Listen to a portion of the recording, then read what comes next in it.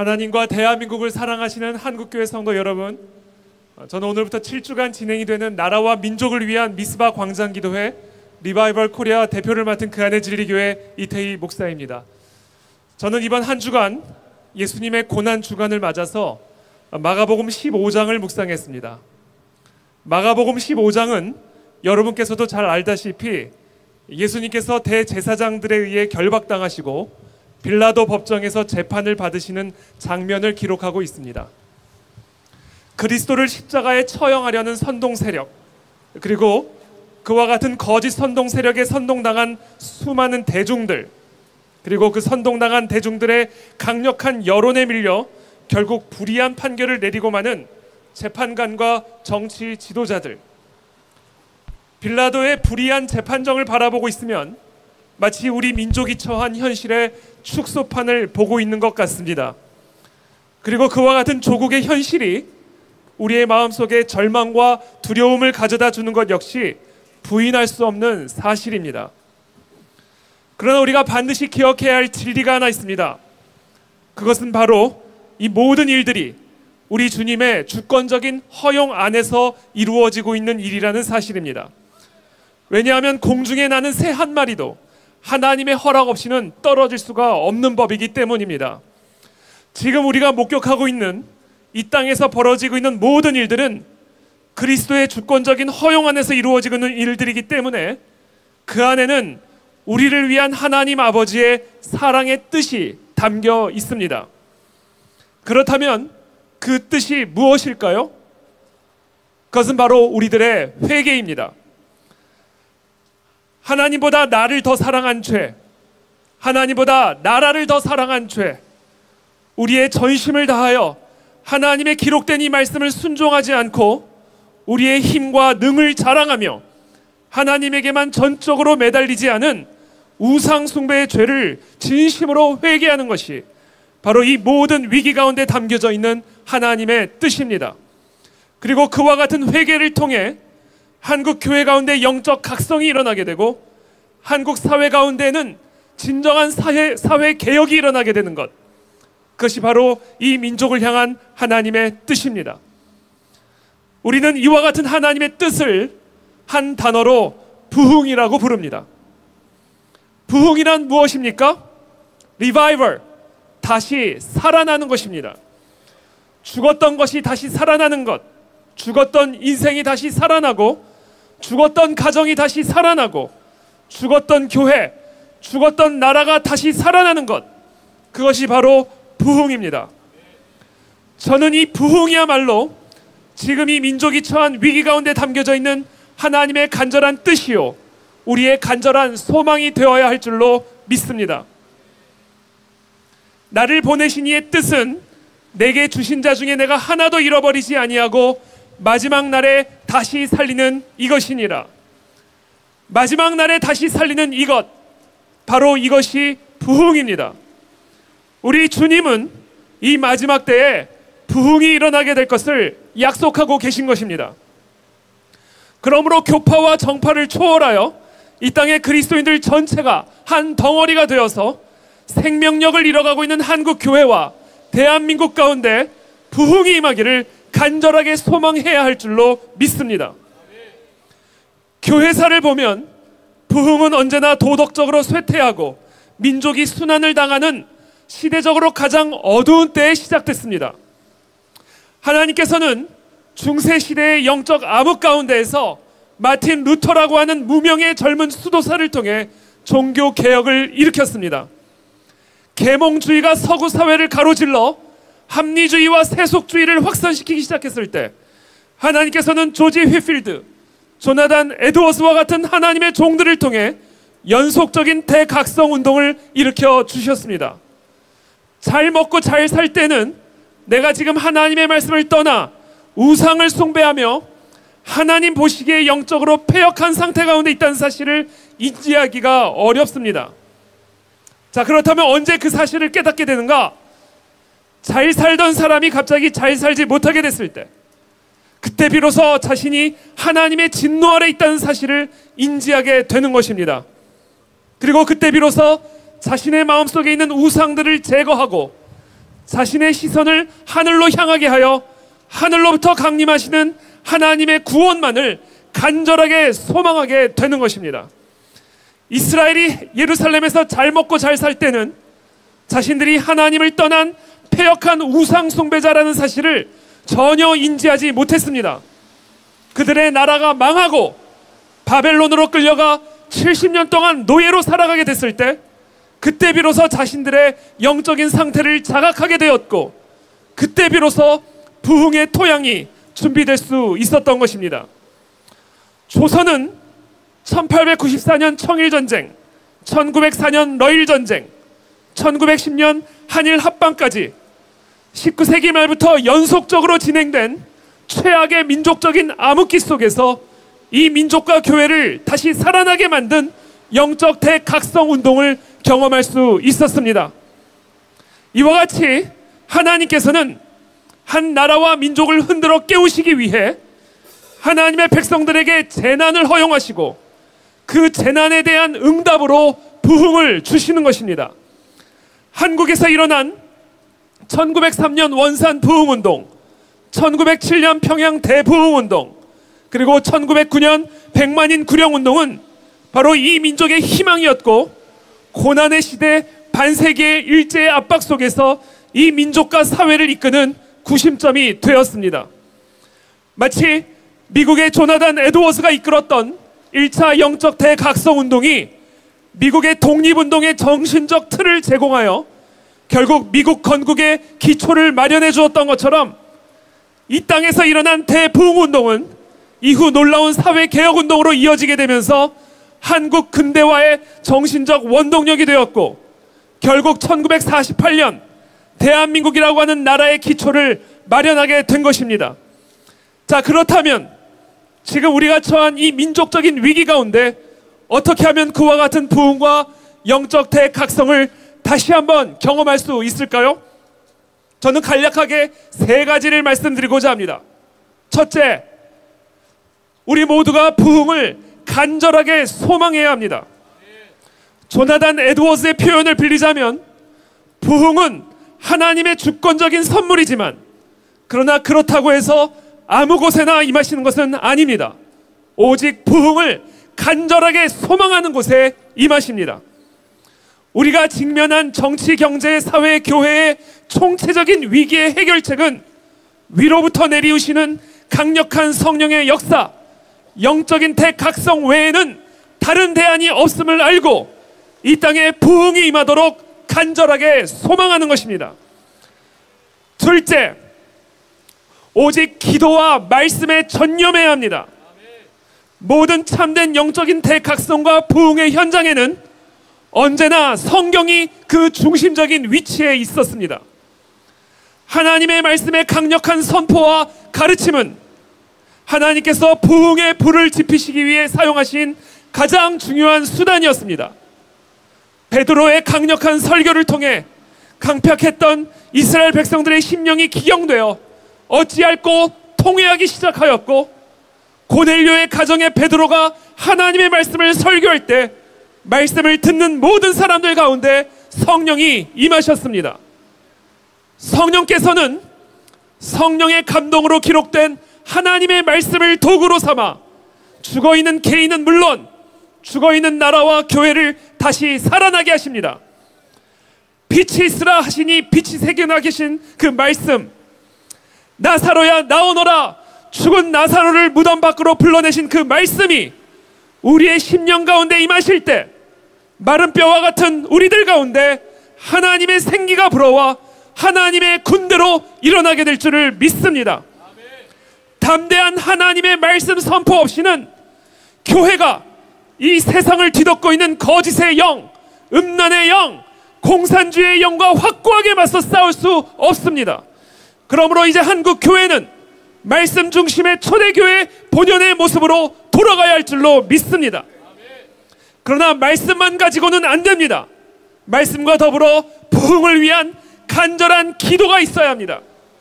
부흥은 말씀과 기도의 양 날개로 비둘기같이 우리 가운데 임하십니다. 그래서 역사적인 부흥의 현장에는 언제나 하나님의 약속의 말씀만을 붙잡고 부흥을 위해 간절하게 기도하는 저와 여러분들과 같은 무리들이 있었던 것입니다. 저는 이번 7주간의 미스바 광장 기도회를 통하여 이 땅 전역에 부흥을 위한 기도의 불씨가 붙여지기를 기도합니다. 오직 부흥만이 이 땅의 유일한 소망임을 깨닫고 오직 기도와 말씀에 전념하는 무리들이 이곳 저곳에서 군대처럼 일어나게 되기를 축복합니다. 마지막으로 세 번째입니다. 이 땅에 부흥이 임하기 위해서는 하나님의 말씀을 실천하는 거룩한 삶의 회복이 일어나야 합니다. 하나님은 거룩하십니다. 그러므로 그 거룩하신 하나님이 우리 가운데 임하시기 위해서는 우리도 거룩해야 합니다. 그러나 우리는 우리의 행위로 하나님의 거룩함에 도달할 수 없습니다. 우리는 우리의 공로가 아닌 오직 예수 그리스도의 대속의 피로 말미암은 죄 씻음을 통하여 하나님의 거룩한 의를 선물로 받게 되는 것입니다. 그것이 바로 예수 그리스도의 복음입니다. 자, 이와 같이 하나님의 거룩한 의를 선물로 받게 된 자들은 그 의를 지키기 위해 죄와 피 흘리기까지 싸워야 합니다. 우리의 힘으로 하나님의 거룩을 얻을 수는 없지만 그리스도의 은혜로 주어진 그 거룩을 선물로 받은 하나님의 자녀들은 자신에게 주어진 그 거룩을 지키기 위해 피 흘리기까지 싸워야 하고, 또 그렇게 하는 것이 마땅한 하나님의 자녀된 도리요 진정한 하나님의 자녀들에게서 나타나는 표지인 것입니다. 이 세상에는 두 종류의 길밖에 없습니다. 하나님의 길 아니면 사단의 길입니다. 하나님의 길도 아니고 사단의 길도 아닌 제3의 길은 없습니다.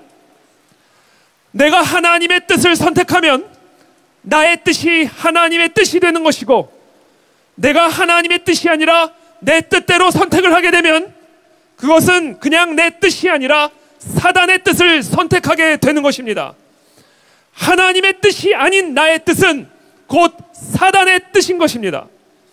그러므로 우리가 하나님의 뜻에 길들여지지 않으면 우리는 결국 사단의 뜻에 길들여지게 될 것입니다.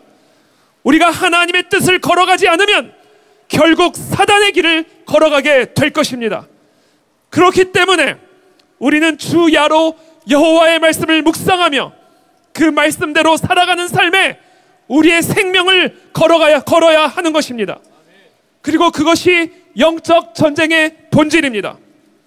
위기를 만났습니까? 그렇다면 개혁이 필요한 것입니다. 그렇다면 그 개혁의 핵심은 무엇입니까? 이미 내가 알고 있는, 이미 내게 분명히 알려진 하나님의 명백한 뜻, 그러나 여전히 순종하지 않고 깔아뭉개고 있는 그 하나님의 뜻에 대한 즉각적인 순종입니다. 그것이 바로 부흥의 조건입니다. 나라가 똑바르게 세워지려면 저와 여러분부터 똑바르게 살아야 합니다. 저와 여러분이 하나님의 말씀의 토대 위에서 그 말씀을 따라 똑바르게 살아갈 때, 그때 비로소 이 땅에 무너진 성벽의 기초들이 다시 세워지게 될 것이고, 그동안 감추어져 있던 하나님의 영광의 얼굴이 우리 가운데 다시 나타나실 것입니다. 그러므로 부흥을 간절하게 소망하는 한국교회는 다음과 같은 하나님의 경고의 말씀을 엄중하게 들어야 합니다. 여호와께로부터 예레미야에게 말씀이 임하니라. 이르시되 너는 여호와의 집 문에 서서 이 말을 선포하여 이르기를, 여호와께 예배하러 이 문으로 들어가는 유다 사람들아, 여호와의 말씀을 들으라. 만군의 여호와 이스라엘의 하나님께서 이와 같이 말씀하시되 너희 길과 행위를 바르게 하라. 그리하면 내가 너희로 이곳에 살게 하리라. 너희는 이것이 여호와의 성전이라, 여호와의 성전이라, 여호와의 성전이라 하는 거짓말을 믿지 말라. 너희가 만일 길과 행위를 참으로 바르게 하여 이웃들 사이에 정의를 행하며 이방인과 고아와 과부를 납제하지 아니하며 무죄한 자의 피를 이곳에서 흘리지 아니하며 다른 신들 뒤를 따라 화를 자초하지 아니하면 내가 너희를 이곳에 살게 하리니 곧 너희 조상에게 영원 무궁토록 준 땅이니라. 보라, 너희가 무익한 거짓말을 의존하는도다. 너희가 도둑질하며 살인하며 간음하며 거짓 맹세하며 바알에게 분향하며 너희가 알지 못하는 다른 신들을 따르면서 내 이름으로 일컬음을 받는 이 집에 들어와서 내 앞에 서서 말하기를 우리가 구원을 얻었나이다 하느냐? 이는 이 모든 가증한 일을 행하려 함이로다. 내 이름으로 일컬음을 받는 이 집이 너희 눈에는 도둑의 소굴로 보이느냐? 보라, 나 곧 내가 그것을 보았노라. 여호와의 말씀이니라. 너희는 내가 처음으로 내 이름을 둔 처소 실로에 가서 내 백성 이스라엘의 악에 대하여 내가 어떻게 행했는지를 보라. 여호와의 말씀이니라. 이제 너희가 그 모든 일을 행하였으며 내가 너희에게 말하되 새벽부터 부지런히 말하여도 듣지 아니하였고 너희를 불러도 대답하지 아니하였느니라. 그러므로 내가 실로의 행함같이 너희가 신뢰하는 바 내 이름으로 일컬음을 받는 이 집 곧 너희와 너희 조상들에게 준 이곳에 행하겠고 내가 너희 모든 형제 곧 에브라임 온 자손을 쫓아낸 것 같이 내 앞에서 너희를 쫓아내리라 하셨다 할지니라. 블레셋 군대가 이스라엘을 침략해 들어오자 사무엘은 모든 이스라엘 자손에게 미스바로 모일 것을 촉구합니다. 그리고 다음같이 말씀하십니다. 만일 너희가 전심으로 여호와께 돌아오려거든 이방 신들과 아스다롯을 너희 중에서 제거하고 너희 마음을 여호와께로 향하여 그만을 섬기라. 그리하면 너희를 블레셋 사람의 손에서 건져내시리라. 모든 전쟁은 여호와 하나님에게 속해 있습니다. 공중에 나는 새 한 마리조차 하나님의 명령에 의해 살기도 하고 죽기도 하는 것입니다. 그러므로 우리의 힘도 아니요 우리의 능도 아닌 오직 하나님의 은혜로만 우리는 다시 살 수 있습니다. 오직 하나님의 은혜로만 이 나라 이 민족은 다시 살아날 수 있습니다. 조나단 에드워즈를 비롯한 미국의 영적 지도자들을 통해 촉발된 제1차 영적 각성운동은 미국의 독립과 건국의 정신적 틀을 제공했습니다. 1907년 평양 대부흥운동은 마른 뼈와 같이 죽어있던 조선 사람들을 하나님의 군대로 일으켜 유교 체제에 기반한 조선시대를 끝내고 자유민주주의 체제에 기반한 대한민국을 탄생시키는 국가혁명의 정신적, 정치적 원동력이 되었습니다. 복음으로 다시 태어난 이 땅의 교회가 건국혁명의 주역이 되었던 것입니다. 이제 한국 교회는 분단된 조국의 통일혁명의 주역이 되어야 할 차례입니다. 그리고 그와 같은 통일혁명이 일어나기 위해서는 먼저 강력한 영적 각성 운동이 일어나야만 하는 것입니다. 오직 하늘로부터 강림하시는 성령의 생명력만이 죽어있는 이 땅을 다시 살아나게 하실 수 있다는 사실을 확신하고 오직 기도와 말씀에 전념하며 말씀대로 살아가는 거룩한 삶의 회복을 위해 고군분투하는 이 땅의 거룩한 무리들이 일어나게 될 때 이 땅에는 놀라운 부흥이 일어나게 될 것입니다. 그 부흥의 바람이 저 북한 땅의 우상 숭배 체제를 무너뜨리실 것이며 저 중국의 공산주의 체제를 쓰러뜨리고 온 세상에 하나님의 영광을 인정하는 것이 가득하게 될 줄로 믿습니다. 이제 말씀을 맺겠습니다. 지금 우리가 서 있는 이 여의도는 1973년 빌리그레암 전도 집회, 1974년 익스플로어 74 집회를 통해 1980년대 한국교회 부흥의 불씨를 지폈던 역사적인 장소입니다. 저는 오늘부터 7주간, 아니 이 땅에 진정한 부흥이 임하게 되는 그날까지 이 여의도 광장이 미스바 광장이 되기를 기도하고 우리의 모든 교회가 오순절의 다락방이 되기를 기도합니다. 이번 7주간의 기도회가 그와 같은 부흥의 자그마한 불씨가 되기를 기도하며 이 땅에 진정한 부흥이 임하시기까지 부흥을 향한 간절한 갈망의 불이 이 땅에서 꺼지지 않게 되기를 축복합니다.